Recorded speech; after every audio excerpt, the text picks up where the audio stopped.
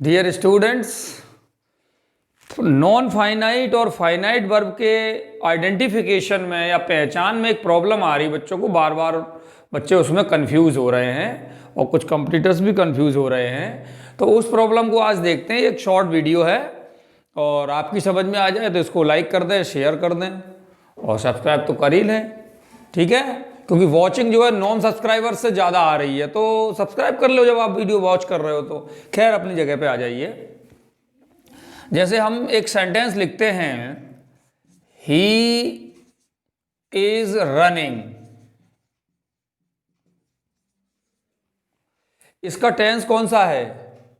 Present continuous. कौन सा tense है? Present continuous. Present continuous tense है इसका। तो ये हमारी भाई फाइनाइट वर्ब की डेफिनेशन क्या है, कैसे उसको आइडेंटिफाई करते हैं कि जो जिसपे नंबर, सब्जेक्ट के नंबर और टेंस का इफेक्ट पड़ जाए। तो यहां पे अगर ही की जगह प्लूरल करते हैं तो आर हो जाएगा, टेंस बदलते हैं तो वाज हो जाएगा। यानी पास्ट में जाते हैं, फ्यूचर में जाते हैं तो वाज हो जाएगा, विल भी हो जाएगा। तो इस पर ही तो असर पड़ रहा है, इसलिए ये फाइनाइट हो गई। और इस पे असर नहीं पड़ रहा है नॉन फाइनाइट। बस यही कंफ्यूजन है। बच्चों का कहना यह है कि सपोज ये प्रेजेंट कंटिन्यूअस है, अगर इसको प्रेजेंट परफेक्ट में ले जाएं तो ही हैज रन ये बनेगा। उनका कहना यह है कि ये भी चेंज हो गई और बच्चों का कहना है ये भी चेंज हो गई। तो बेटा ये टेंस चेंज नहीं हुआ है, ये टेंस का पार्ट चेंज हुआ है। क्योंकि ये टेंस कौन सा हुआ? Present perfect. टेंस तो प्रेजेंट ही रहा, टेंस तो प्रेजेंट ही रहा। भाई टेंस कुल कितने होते हैं? अगर टेंस की डेफिनेशन के अनुसार हम बताएंगे, according to the definition of tense, tense की डेफिनेशन क्या है? वर्ब की फॉर्म को टेंस कहते हैं। अब वर्ब की फॉर्म दो ही टेंस में होती है, प्रेजेंट में और पास्ट में। भाई प्रेजेंट और present participle, present tense first form को बोलते हैं, प्रेजेंट पार्टिसिपल डूइंग हो गई आईएनजी वाली। इसी प्रकार पास्ट सेकंड फॉर्म को बोलते हैं पास्ट टेंस, और पास्ट पार्टिसिपल थर्ड फॉर्म को। तो दो प्रेजेंट की हो गई, दो पास्ट की हो गई, और तो कोई है ही नहीं।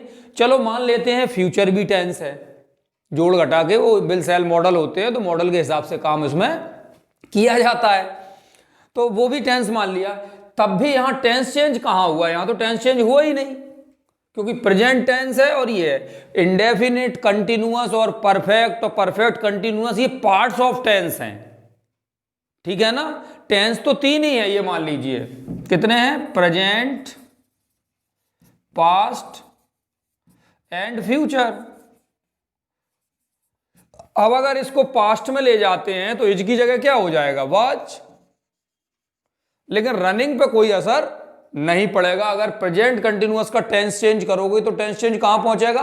पास्ट कंटिन्यूअस में, या फिर कहां पहुंचेगा? फ्यूचर कंटिन्यूअस में। ये टेंस चेंज हुआ, ठीक है। इंडेफिनिट, कंटिन्यूअस, परफेक्ट और परफेक्ट कंटिन्यूअस ये टेंस नहीं है, ये पार्ट्स ऑफ टेंस है। So please don't get confuse. तो जब हम टेंस चेंज करेंगे तो इसका टेंस चेंज करके क्या हो सकता है? देखिए, ही इज रनिंग, इसका क्या हो जाएगा? ही वॉज रनिंग, या फिर he will be running, will be running. तो ये इसमें इज, वाज, विल ये सब हो जाएंगी फाइनाइट। और रनिंग है और यहां पे तो दो हो गई, बी और रनिंग, ये दोनों ही नॉन फाइनाइट हो गई। क्लियर? तो बस इतनी सी बात है और कुछ नहीं है। मुझे यहां पे यही कहना है आपसे, फिर से मैं वही चीज रिपीट करूंगा कि इंडेफिनिट को कंटिन्यूअस में चेंज करें, कंटिन्यूअस को परफेक्ट में, और फिर परफेक्ट कंटिन्यूअस में। तो ये पार्ट्स को टेंस नहीं कहते। टेंस तो तीन ही है, प्रेजेंट, पास्ट, फ्यूचर। तो अगर आप इसमें किसी में भी जाएंगे, ये कौन सा हो गया? Present continuous. ये कौन सा हो गया? Past continuous. ये कौन सा हो गया? Future continuous. हो गया ना। तो इस तरह से ये टेंस चेंज हुआ।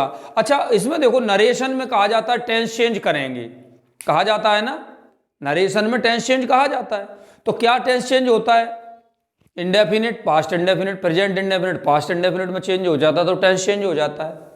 जब हम प्रेजेंट इंडेफिनिट को प्रेजेंट कंटिन्यूअस में करेंगे तो टेंस चेंज नहीं होगा, टेंस तो वही बना रहेगा।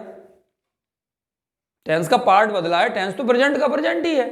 तो यहां पे टेंस चेंज की बात हो रही है, टेंस का असर पड़ेगा, पार्ट्स ऑफ टेंस का असर नहीं पड़ेगा, ये प्लीज नोट इट।